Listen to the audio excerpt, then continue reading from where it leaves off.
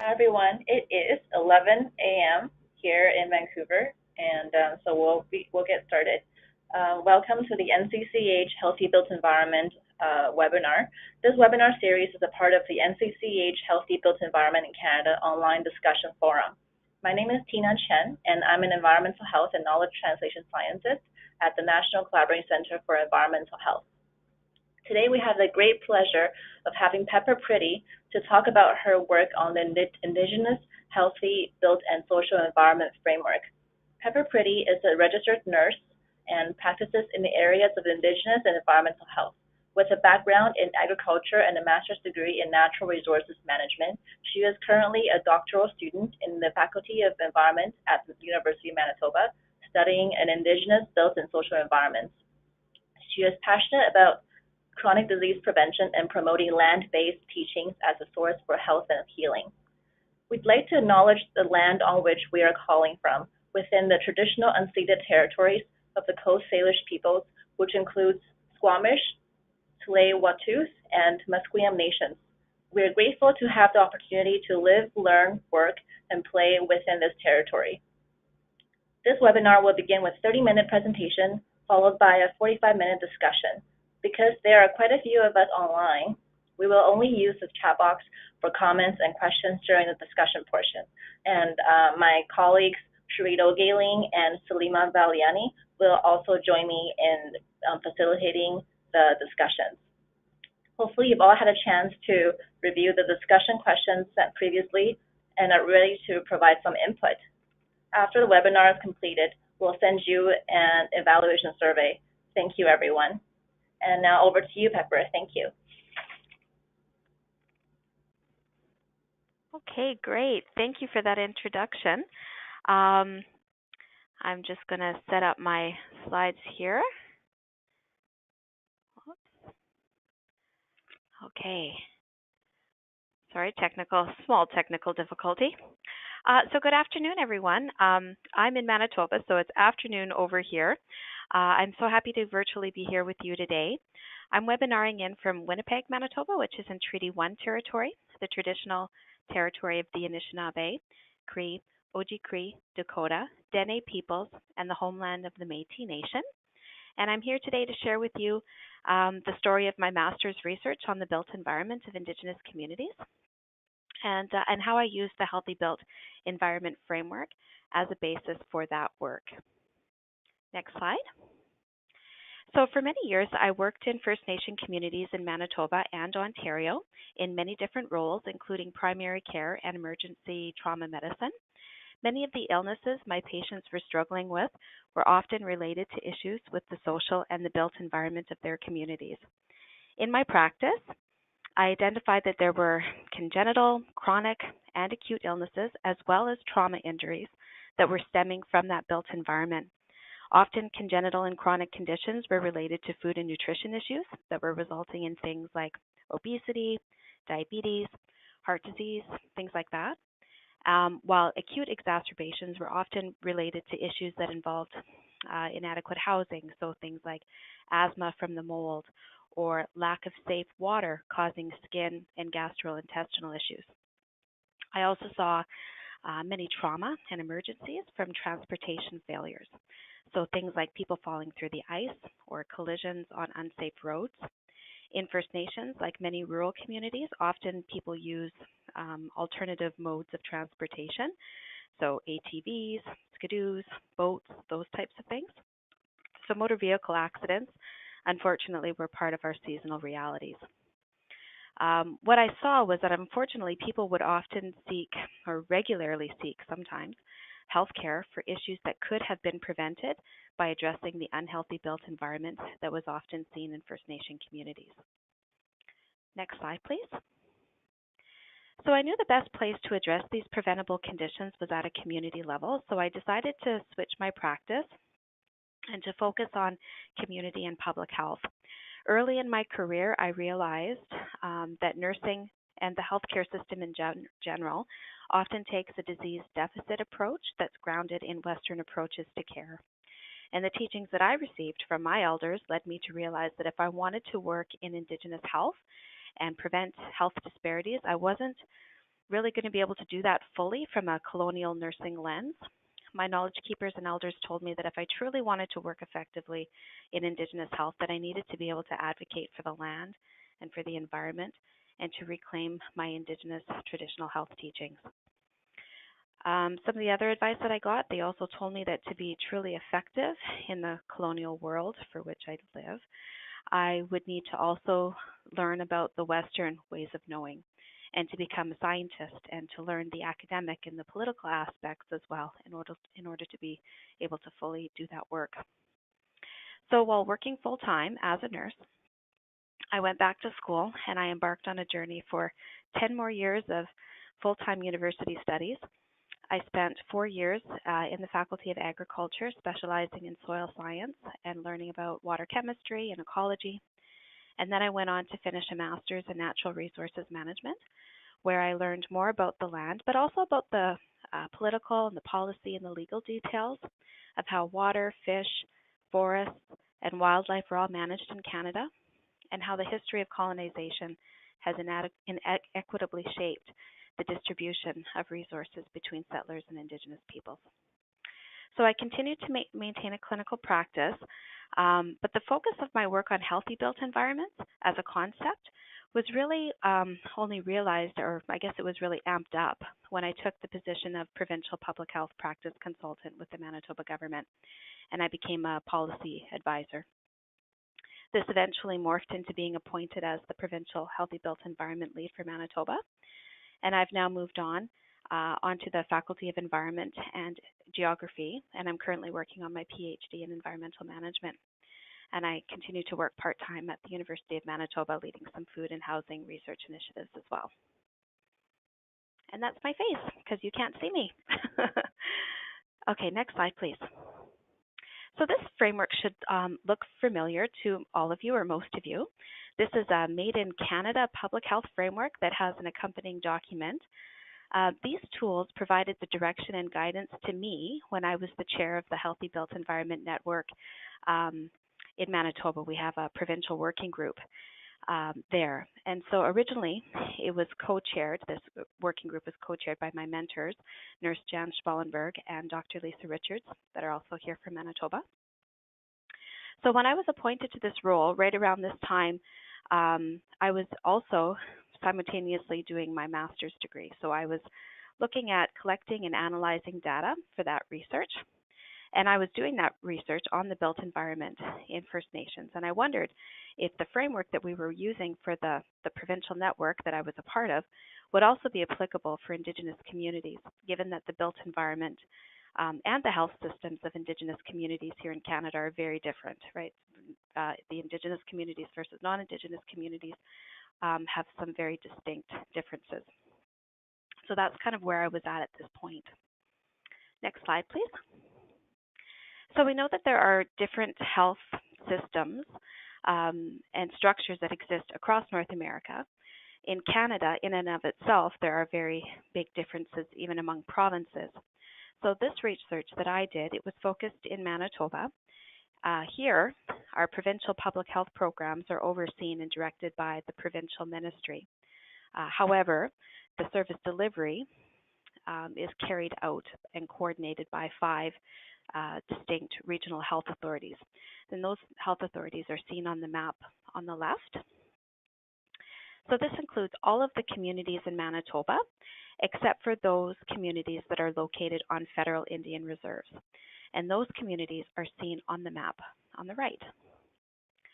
So although there are some small pockets where there is slowly, and I do say slowly, where we're seeing more integration of programs and services across the province with provincial services and federal services, it's not happening fast enough.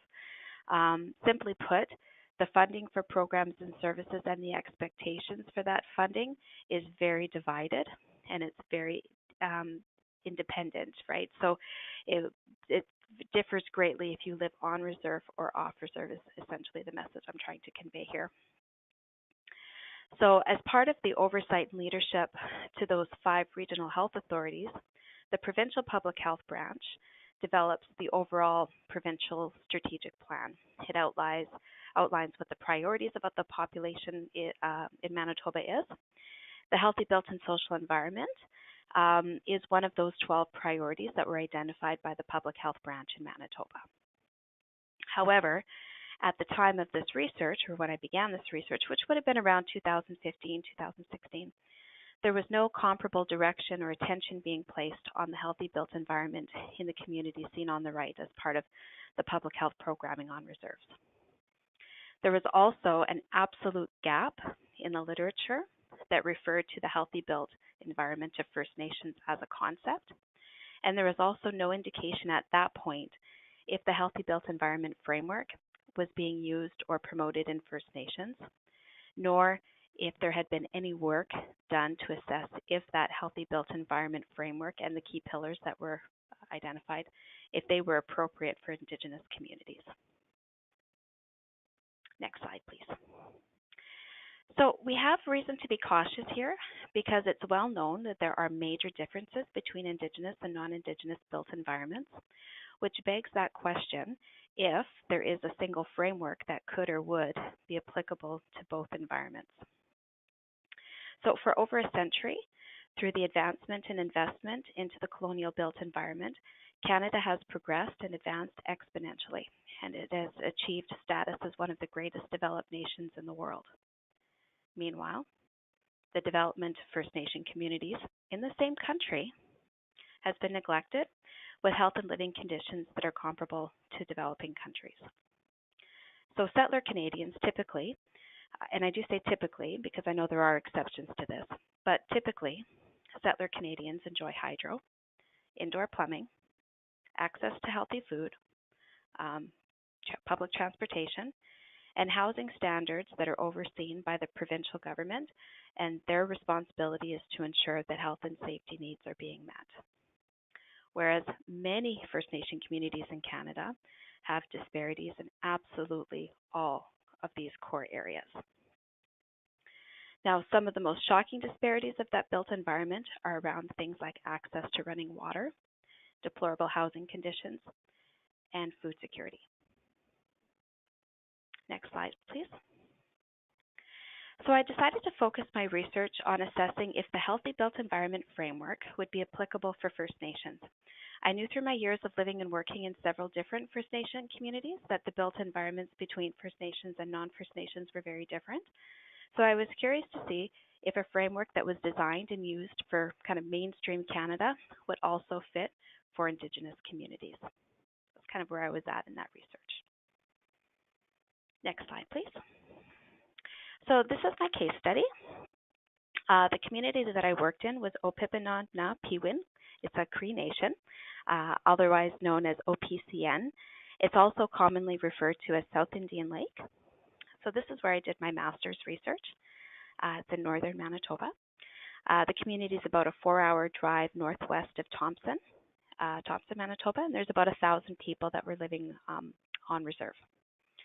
So about 50 years ago, in the late 60s, early 70s, the community was displaced for hydro. And this was because the land that they occupied was determined as desirable for a dam for hydro.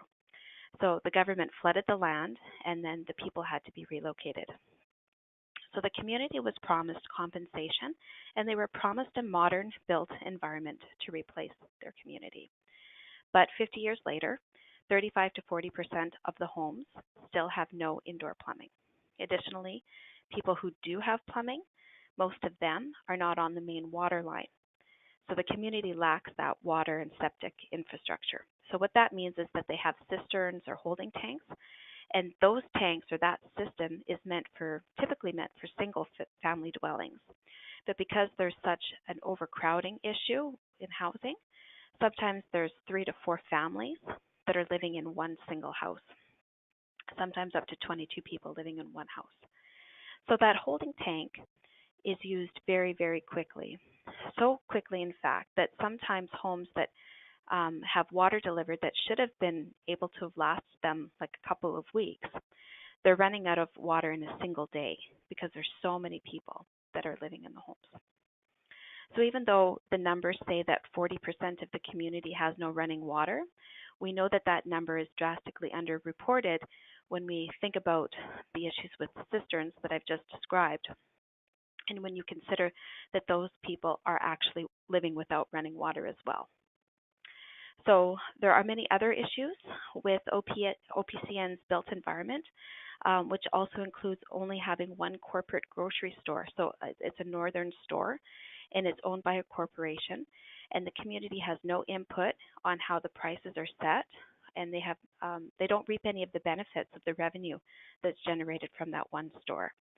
There's also no public laundromat. So when you think about it, when you've got 40% or plus, 40, half the community or more, that don't have running water, and the rest of the community that does have running water is rationing their water.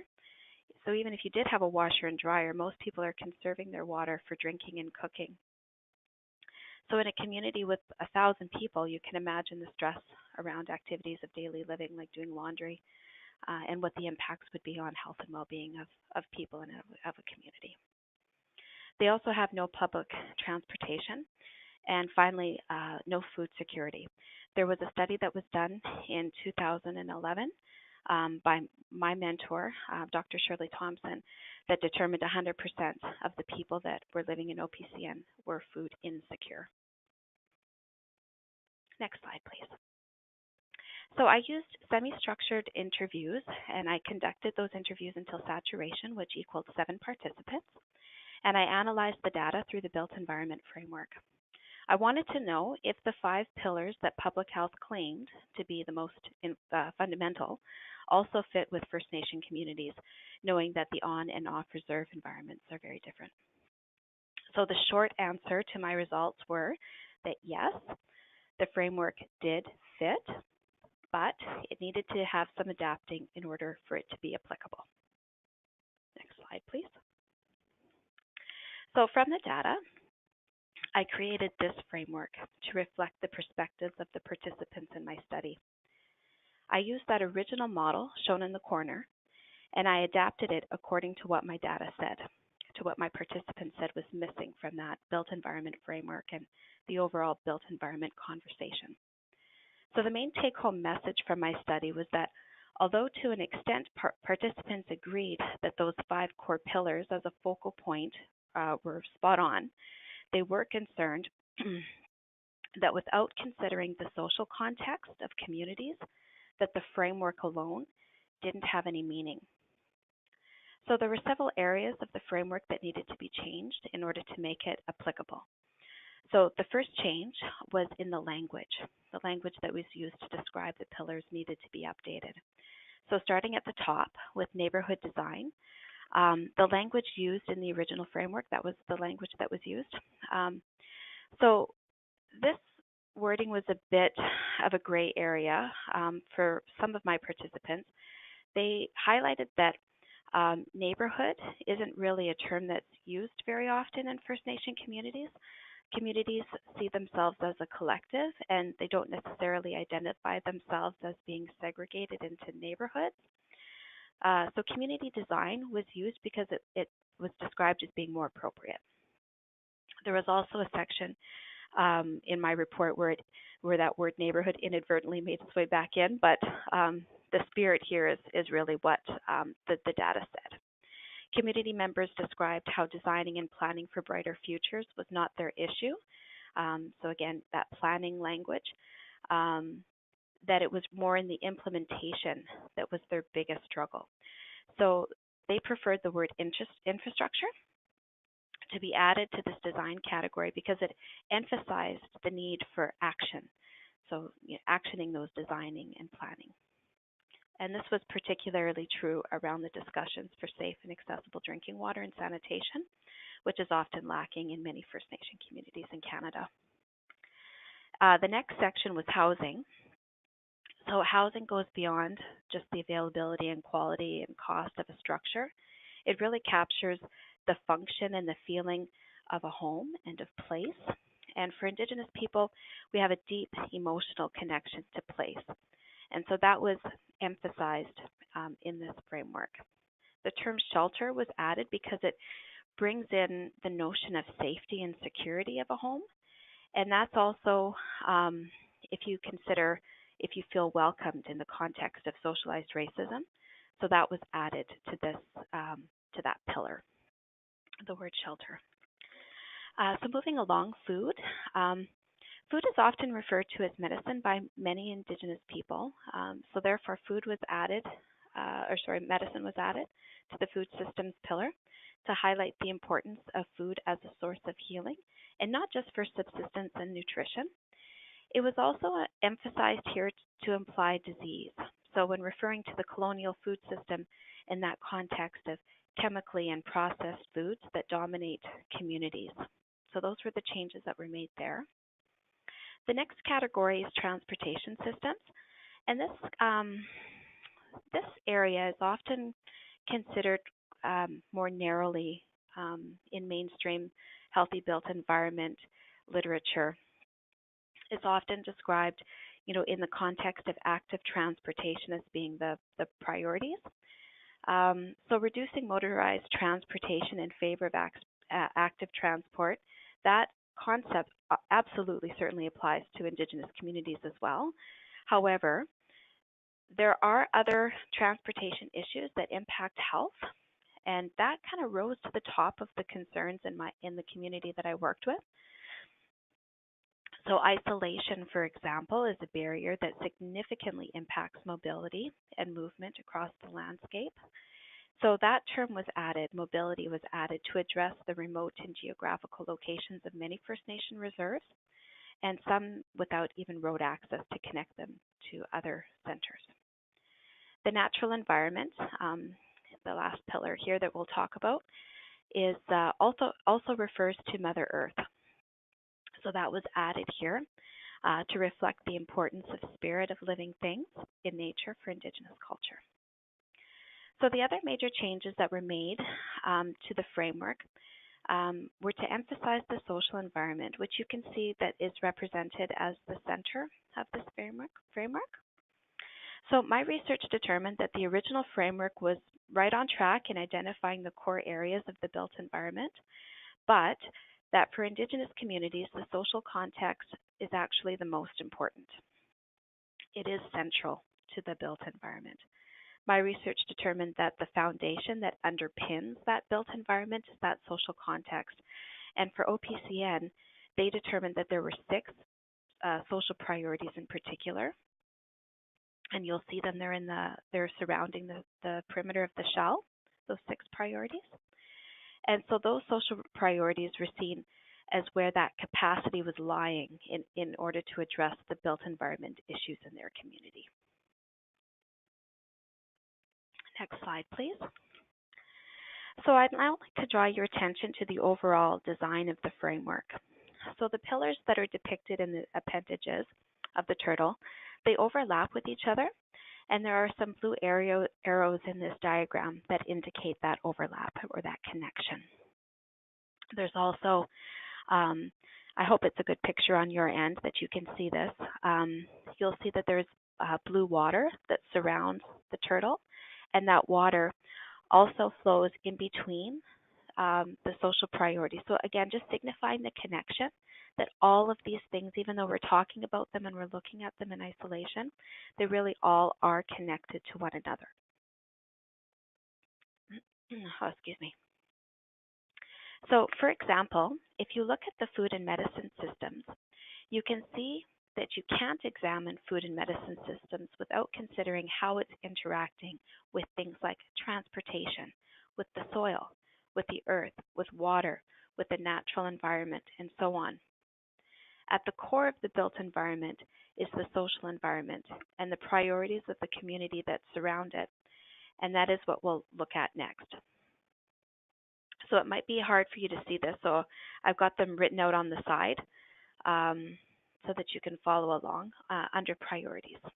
So we'll start with policy. So policy was a strong priority theme that had implications across all of the pillars and lots of interaction in between the priorities as well. Going clockwise, economics was another key priority. Poverty, of course, being one of those outcomes. Traditionally, people used a social economy and lived off the land. Colonization moved people off the land and into reserves, and those reserves were designed and controlled by the federal government. So prior to colonization, for example, food was free, and now it's one of the greatest monthly expenses for many people, and in my study it certainly was the case, that food being the most expensive monthly expense. The next priority looks at repressed traditional ecological knowledge. So through many colonial processes, including but not limited to residential schools, the knowledge that Indigenous people had to survive on the land has been repressed, or in some situations completely lost to many people. So reclaiming and addressing that traditional ecological knowledge is a critical priority for this community. Issues and outcomes of colonization, and you'll see that one's at the bottom in the center. This was definitely the most consistent theme of my study. In fact, I could probably sum up my entire research into one statement, and if I did, it would be this statement here, that virtually all aspects of the built environment was designed to be inferior to the settler-built environment, and that there have been negative impacts as a result of that colonial interference. So settler interference, it changed the social construct of Indigenous ways of life, and that completely disrupted Indigenous people's ways of knowing and being, and certainly, of course, the outcome being the disruptions in the built environment. Oppression, especially related to the loss of self-determination, was another key theme and a priority in this study. So it's also one of the key priorities that were identified. And then finally, reconciliation. So participants in this study offered solutions that would reconcile the inequities in their community, offering both short and long-term strategies. This included identifying that working together with non-Indigenous allies and government in partnership was needed in order to address the disparities and was needed in order to reconcile the wrongs. Next slide, please. So this may look familiar. This is the vision of the framework. This was also adapted from the Healthy Built Environment framework. So starting with community design and infrastructure vision. So self-determined communities that are designed and adequately funded to provide people with safe, adequate access to public services, amenities, and healthy neighborhoods that supports Pimatisawan. So Pimatisawan, it's a Cree word. It means the good life. So again, really focusing here on offering, building communities and having those services that support a good life for Indigenous people as that vision. Next slide, please. Housing and shelter vision. So safe, healthy, safe, affordable, energy efficient, and sustainable housing to provide shelter, privacy, peace, and belonging to support Pimatisawan from healthy child development through to healthy aging. So looking at that across the lifespan. Next slide, please. Food and medicine systems vision. So access to traditional ecological knowledge and policies that support the economic, cultural, and health aspects of traditional diets that address food security and food sovereignty. Next slide, please. Mother Earth, natural environment vision. So Reconciled Indigenous Stewardship Authority that supports policies that are self-determined and economically agreeable to Indigenous people. And this vision is firmly rooted in environmental sustainability that honors and respects all our relations, so our plants, our animals, water, mineral relations, etc. And then the final vision here, transportation and mobility vision. So safe, appropriate, and accessible movement across the landscape to access resources and services that is safe, affordable, and supports traditional cultural activities. Next slide, please. So there were a few limitations in my study that I've had a chance to think about. Hindsight really is 20/20, and I've had some time since I finished my master's to think about that. There are also some opportunities where I've decided that I would like to continue on with this area of research and focus my PhD on in order to fill some of those gaps. So the first notable limitation was around sample size. So although in qualitative research, standard sample size is commonly done until saturation, and that is what I did. I have had some feedback that having a larger sample size would have strengthened the relatability of my results. So in my next study, in my PhD, I do plan to increase the sample size and also the number of communities that are included in the study. The second limitation was that I used an existing ethics proposal that we had with the community. And there was a great deal of consultation and collaboration that went into designing that proposal. And so it was thought that it would be sufficient for what I had initially proposed to do. However, the design of that study wasn't created with the Healthy Built Environment framework in mind. So at the end of the day, I don't know that it would really be an ideal tool to use for replication. I do feel that I can do better, especially after gaining the knowledge that I had from this experience with this study and taking the teachings that I gained from that and applying them to my next project or my next piece of work. My PhD research will be more intentional in that way, to involve a more sophisticated tool that's designed with specific intentions for it to be used as an assessment tool that can be shared with other communities. The last limitation here that I've noted is around limited focus on some aspects of the healthy built environment. And this is referring specifically to transportation. I didn't focus on transportation as much as I maybe could have or should have. So I'm hoping to have a more specific focus around rural public transportation issues with my PhD. Many of you may be aware that the Greyhound bus service here in Manitoba is no longer available. Our Grand Chief, Chief Dumas, has raised concern about the impact that this is going to have on First Nations. And so I'm also hoping that as part of this PhD work and having an opportunity to look at each one of these aspects in a more deeper way, that I'll be able to have a larger focus on transportation issues that are unique to First Nations in my study, in my PhD study. Next slide, please. So the future research, so again, just kind of leading off into my PhD, I'm still in the real preliminary parts of that work, trying to put together my proposal, what my design of my study is going to look like. I have a potential research question that I'm kind of playing with right now that I wanted to share with you, and if you have any feedback on this, that would be great. I'm going to be thinking about this probably for another month or two before I land on a final finalizations of this work. So there's opportunity there to make some changes or think differently.